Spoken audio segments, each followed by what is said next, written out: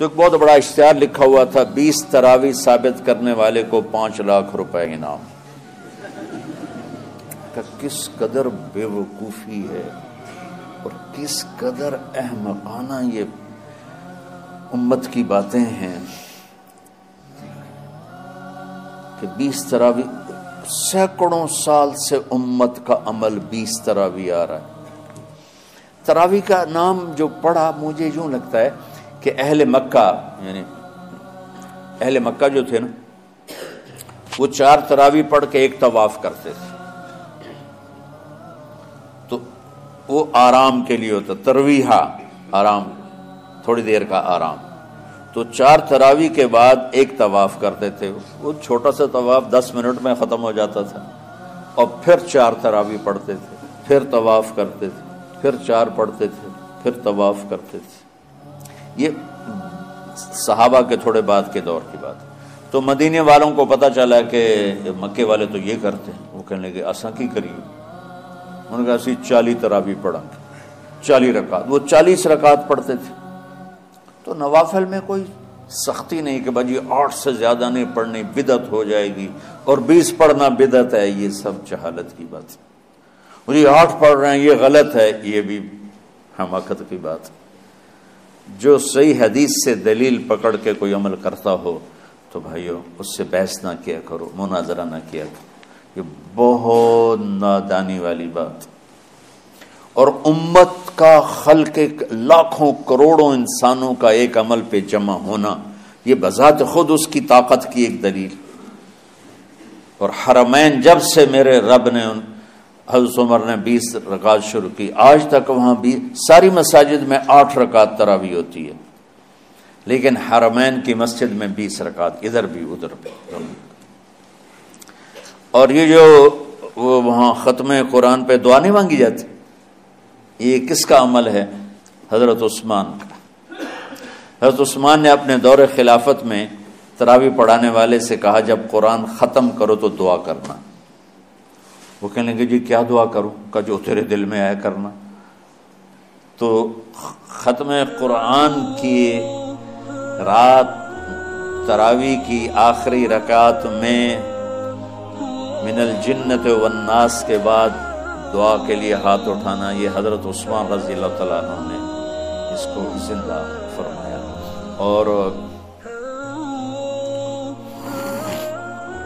امام دعا کرتا تھا 1 منٹ 10 منٹ 20 منٹ جتنے بھی، اور پیچھے لوگ آمین کہتے تھے۔ وتر کی جماعت نہیں ہوتی تھی، وتر کو باجماعت حضرت مولا علی رضی اللہ تعالیٰ عنہ نے شروع کی کہ وتر کو بھی باجماعت پڑھا جائے۔ تو یہ ان کی سنت ہے کہ وتر کو باجماعت پڑھا گیا۔ تو اب یہ لہٰذا یہ سارے سنت جو کام ان خلفائے راشدین سے ہوا وہ بھی سنت ہے۔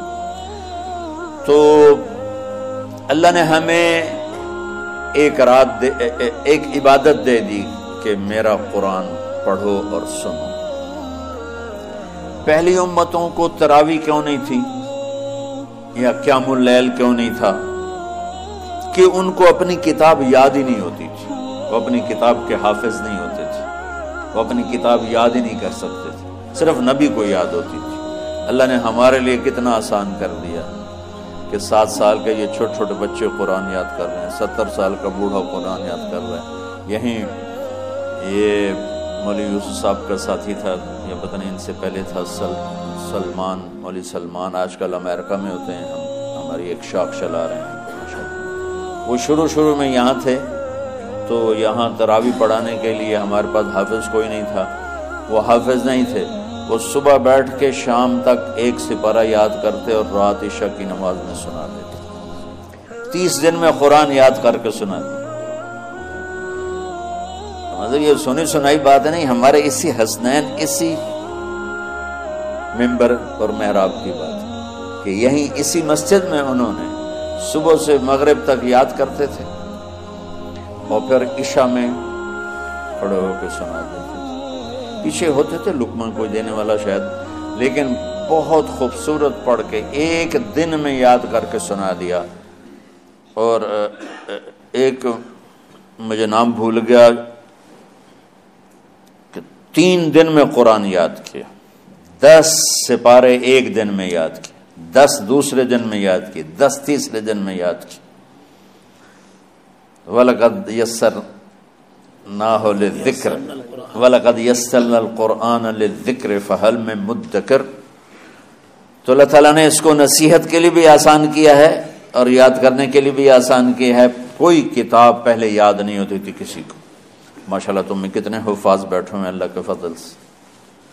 اور جب میں ذرا ہمت میں تھا تو میں 3 دن میں قرآن سنتا تھا تراویح میں، 10 سپارے ایک رات میں، 10 سپارے اس سے اگلی 10 سے، پھر ہفتہ ہو گیا، پھر 10 دن ہو گئے، پھر اب 15 دن ہو گئے، اب 20 دن بھی ہو جاتے ہیں۔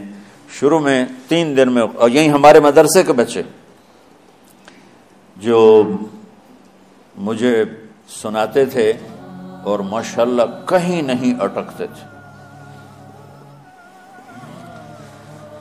ایک تو اسلام آباد میں ہوتا ہے اور ایک اب جنید ہے وہ امریکہ میں ہوتا ہے۔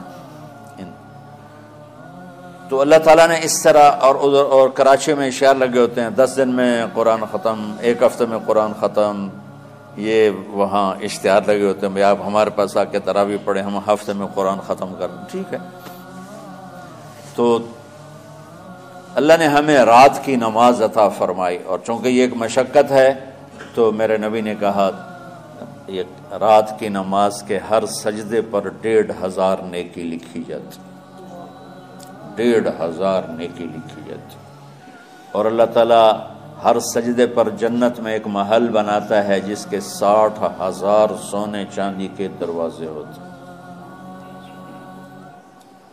اور ایک درخت اس کے لیے لگاتا ہے جس کے نیچے 100 سال گھوڑا دوڑ سکتا ہے۔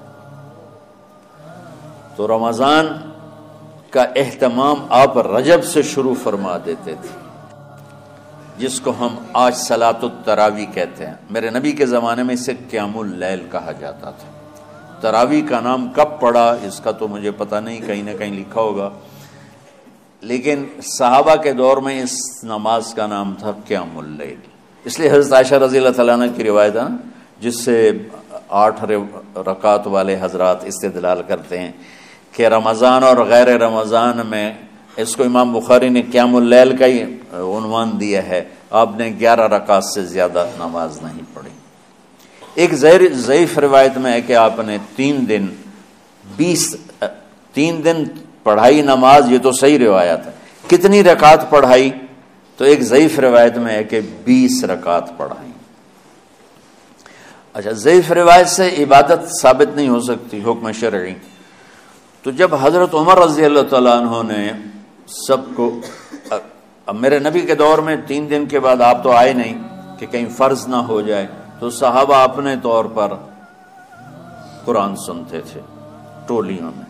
صدیقی دور میں 2 سال وہ فتنوں میں گزرا، تو اس میں بھی اسی طرح چلا کہ ٹولیوں میں ہوتی تھی۔ حضرت عمر رضی اللہ عنہ کے زمانے میں حکومت مضبوط ہو گئی، طاقتور ہو گئے، تو ابتدائی سالوں میں نہیں، چند سالوں کے بعد اب مسجد میں تشریف لائے تو لوگ اس طرح کوئی 4 ادھر 4 ادھر 5 ادھر 10 ادھر 20 ادھر، تو کہنے لگے ان کو ایک امام پہ جمع کر دیا جائے تو کتنا اچھا ہوگا۔ تو آپ نے سب کو اکٹھا کیا اور ابی بن کعب رضی اللہ تعالیٰ عنہ کو امام بنایا، اور سب کو ایک نماز پہ جمع کر کے 20 رکعت کا حکم عطا فرمایا۔ تو حضرت عمر کا یہ عمل اس حدیث کو مضبوط کر دیتا ہے کہ چونکہ میرے نبی نے کہا علیکم بسنتی و سنت الخلفاء الراشدین من بعدی، کہ میری اور میرے خلفاء راشدین کی سنت پر مضبوطی سے عمل کرنا۔ تو حضرت عمر کا جو 20 رکعت طے کرنا ہے، اگر ان کا اپنا اجتہاد ہے تو بھی ہمارے لیے عمل کے لیے کافی ہے، اور اگر ان کو یہ یاد ہے کہ میرے نبی نے 20 پڑھی تھیں تو اور زیادہ اچھی بات ہے۔ لیکن بہرحال جو 8 پڑھتا ہے ہمارا اس پہ بھی کوئی اعتراض نہیں، چونکہ وہ بھی حدیث کے ساتھ بات کرتا ہے، اور باقی پوری امت 20 پڑھتی ہے، ان پر بھی اعتراض نہیں۔